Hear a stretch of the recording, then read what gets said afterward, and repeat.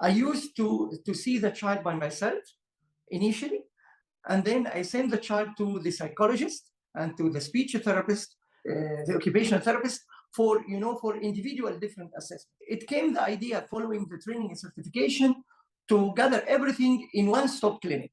It's an interdisciplinary, multidisciplinary clinic.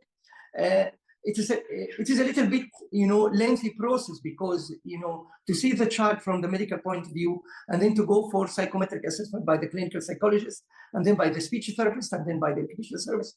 It's a very lengthy process. And we have modified the situation to allow the family to get breaks and snacks, to spend the day in the clinic, so we can have all the assessments together, all of us together as a team. And this actually was very practical and very, helpful to design the intervention programs later on. So this is one thing which we have added, that we came up to the, the development of one-stop comprehensive clinic for the assessment. The other thing, we have included social skills specialists, because we have learned tools how to assess the social skills. So we have included in the team member social skills specialists for assessment of the children.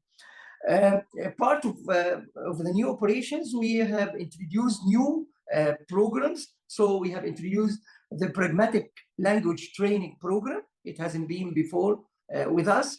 And we have included the VPMAP, the verbal behavior strategy as well. It hasn't been included in our programs.